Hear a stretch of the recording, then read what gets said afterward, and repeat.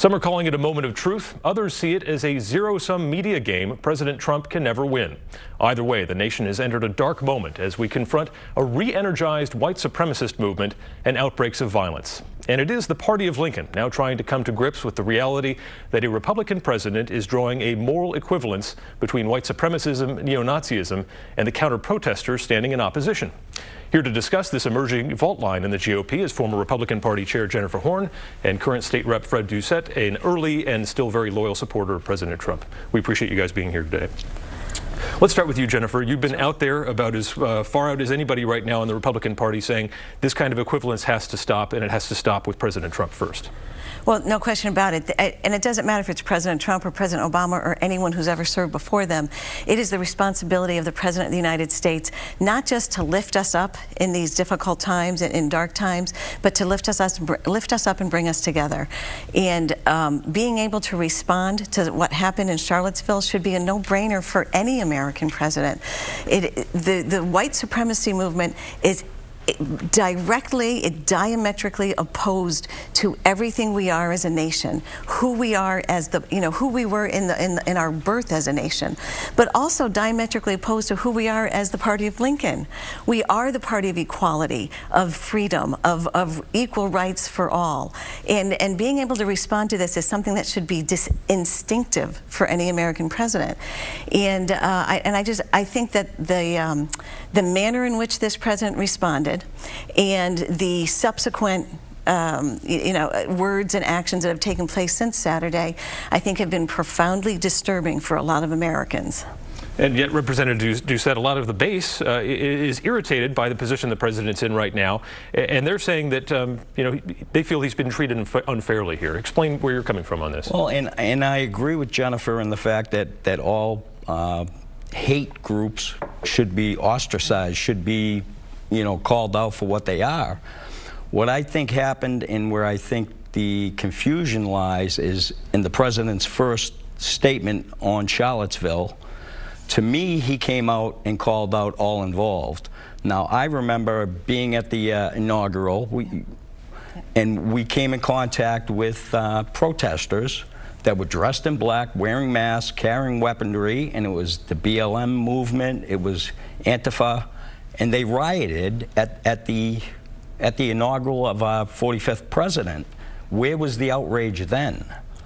I believe he covered all the bases in calling out all these groups. They are all hate groups. I don't condone white supremacy groups, the KKK, the American Nazi movement. Neither do I condone Antifa or the Black Lives Matter movement. I mean, they're calling for the killing of police. We're having police officers assassinated on the streets. I heard chants during the inaugural, where do we want cops? How do we want cops? And they cheer back, dead. When do we want it now? Pigs in a blanket, fry them now, and crazy stuff like that. And I think what's happening is the mainstream media is taking this and running with it because he's been attacked since day one for the last 2.5+ years. Any opportunity to attack President Trump is taken on heavily, and it's the lead of the news feed. Even this morning, I'm looking at my two different feeds, the Fox feed and the CNN feed. The Fox feed is all about God bless them over in Spain, but the terrorist acts in Spain. But the head of the news feed in CNN is about Trump and his commentary. He called out in his initial, in my estimation, calling out of both sides having guilt in this. He covered the bases. As a matter of fact, I forget the group that did the poll through the 14th through the 16th of this month, blanket blindfold of adults across the country in excess of 1,200, and 68% of Republicans agreed with the president's first statement on this, on Charlottesville. And there's a lot that we don't know about Charlottesville, too, is prior to, they applied for that permit, right, wrong, or indifferent. We're all covered under the same Constitution. We all have the right of peaceful assembly and free speech. They were denied by the state and the city. I'm talking about the KKK and those groups were denied. And of all people, the ACLU took it to the Supreme Court, got them their permitting. So, I mean, there's a fine line there. Hate and violence should be, you know, smashed. It should not be condoned in any way, shape, or form.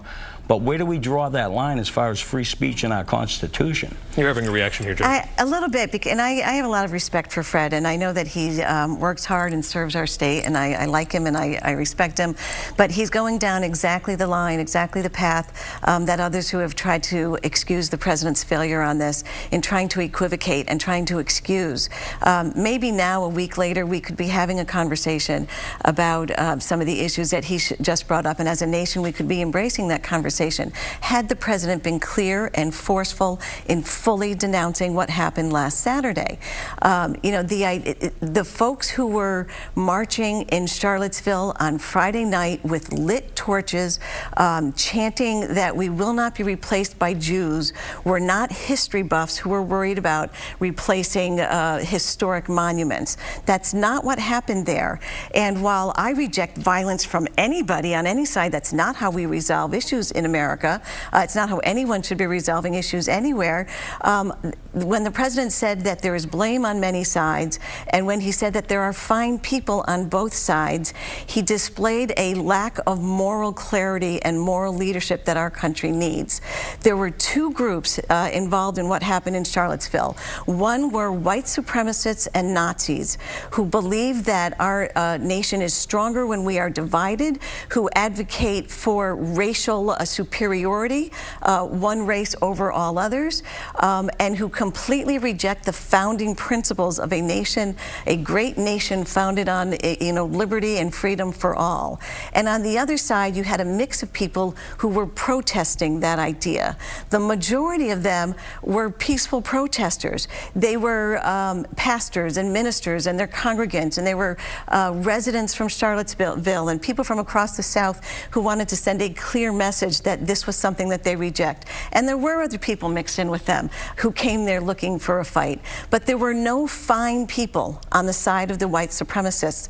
And had the president been able to instinctively make a strong, clear, forceful denunciation of what was happening there on Saturday, the conversation this whole next week would have been very different. And Representative Doucette, did that make you wince at all when the president described very fine people, specifically referencing that march with the torches, where these guys there were Nazi slogans and white supremacist slogans? It did not seem like that was a group that was focused on positive things. Well, I happen to respect Jennifer very much, but disagree with her at this point. The poor young woman who got killed by that one white supremacist idiot driving into a crowd is an example of normal people being there to counter-protest. Whether the mainstream media and others want to believe that there were people that were supporters of the Confederacy, there were people that do reenactments, that respect and study Civil War history, myself included. Did you know General Lee didn't agree with slavery? Did you know that? Did not agree with slavery. He was put in a place where it was either country or state when that came down. And moreover, at the beginning of the Civil War, there wasn't a single Republican that owned a slave. Fred, with all due respect, are you trying to tell me that the march in Charlottesville on Friday night was about the history of our country, was about people who were worried about losing monuments or historical references in our country? Not at all, and I'll go further. Governor McAuliffe called a state of emergency because of his concern of the counter-protesters causing problems with the permitted protesters, whom I don't condone en masse.